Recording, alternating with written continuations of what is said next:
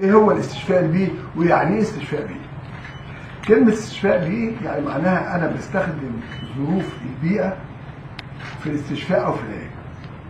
ايه ظروف البيئة دي؟ ممكن تبقى شمس، ممكن تبقى مياه مالحة، ممكن تبقى رمال سوداء، ممكن اي حاجة من البيئة. عشان كده سميناه الاستشفاء البيئي او الكليماتوثيرابي. الكلمة دي ما كانتش موجودة في قاموس الطب قبل سنة 93. بدأت امتى؟ سنة 91. أنا طبعا طبيب أمراض جلدية في مركز القومي للبحوث، باحث في مركز القومي. جالنا معلومات إن في ألمان كان زمان هنا في التنافسيات في البحر الأحمر اللي بيجوا أساسا ألمان. ففي مجموعة من الألمان كانوا بيجوا هنا عشان الدايفنج والغطس والسباحة وكده. كان في منهم ناس عندهم صدفية. عارفين الألمان ما يفوتوش أي حاجة ويحبوا يعني يفيدوا. فالناس دي لاحظوا بقائهم هنا فترة الأسبوعين إن الناس منهم كان عندهم صدفية اتحسنوا. فبلغوا المسؤولين عن السياحة في الفترة دي على الملحوظة دي. فبدأوا المسؤولين يتصلوا بينا لدراسة الظاهرة دي، هل ده واقع ولا دي صدفة؟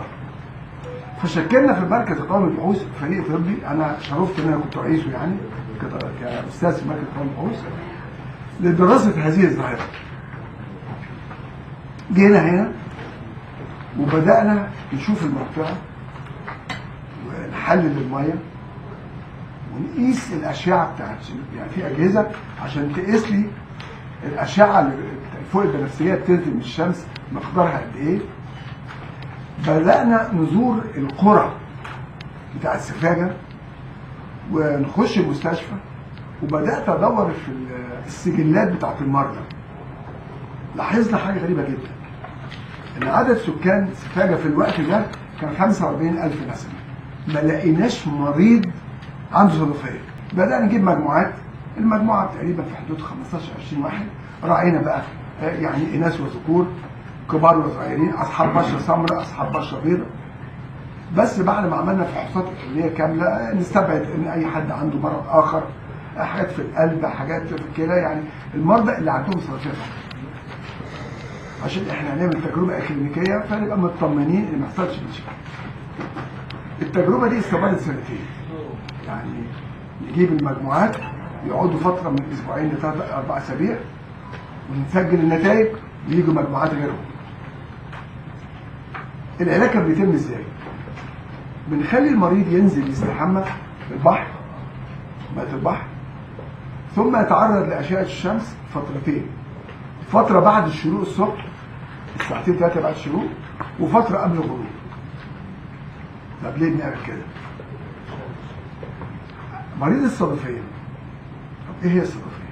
الصدفية مرض مناعي ناتج عن نشاط زايد في المناعة وليس ضعف في المناعة، وليس له علاقة بالأكل، وهو مرض غير معدي. بيحصل نتيجة خلل جيني في كروموزوم اسمه الكروموزوم رقم 11. الخلل ده بيؤدي إلى إن الإنسان بيبقى عنده نشاط زايد في المناعة وليس ضعف في المناعة. طب النشاط اللي في المناعة ده معناه إيه؟ الجهاز المناعي بتاعنا في جسمنا شغلته إن أنا لما أتعرض زي أيام كورونا كده حضراتكم لميكروبات ينشط ويطلع أجسام مضادة تحارب الميكروبات.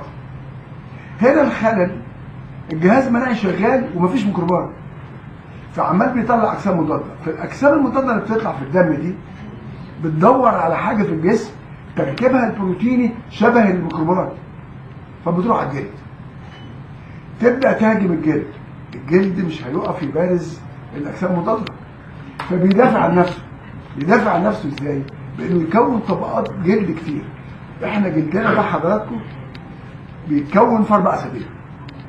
يبقى الخلايا بتنقسم الى ان يصل الجلد بالشكل ده في 4 أسابيع، وكل 4 أسابيع بيتجدد. في حالة الصدفية عشان الجلد عايز يدافع عن نفسه فبينقسم الخلايا بسرعة، فبيتكون في اسبوع واحد بعد 4 أسابيع. فبيكون نتيجته ان الجلد يتراكم في بعضه، فالطبقة الخارجية بتبقى عليه قشور، تتعرض للهواء الخارجي، تنشف، تقع. وتفضل البروسيس دي شغاله طول النهار بيطلع قشره.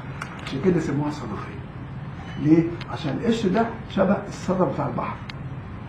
فمن هنا في سوريا مثلا الشام يقول لك الصدف، مرض الصدف، احنا بنسميها صدفيه. فده اللي بيحصل. يبقى اذا في نشاط مناعي. طيب انا بقى لما اجيب المريض واحميه في الميه المالحه واعرضه للشمس، ايه اللي بيحصل؟ لما اشعه الشمس فوق البنفسجيه بتوع، مش احنا حضراتكم بنقول للناس اقعدوا في الشمس عشان تاخدوا فيتامين د؟ احنا بناخد فيتامين د من الجلد. حديثا بقى الادويه، انما اساسا بناخده عن طريق الجلد. في ماده في جلدنا اسمها 7 دايهيدرو كوليسترول، لما بتقع عليها اشعه فوق البنفسجيه بتتحول لفيتامين د 3. عشان كده بنقول لاطفال الصغيرين الامهات اعرضوهم الشمس عشان ما يجيلهمش الكساح او لين العظام، عشان عندهم فيتامين دي، خلي عندهم اسنان قويه.